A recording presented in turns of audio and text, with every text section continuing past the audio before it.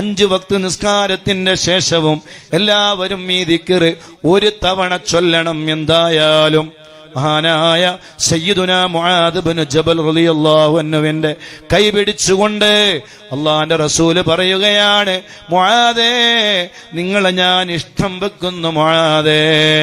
മാഷാ അല്ലാഹ്, അതെന്തൊരു വർത്തമാനമാണ്, അതെന്തൊരു സൗഭാഗ്യമാണ്.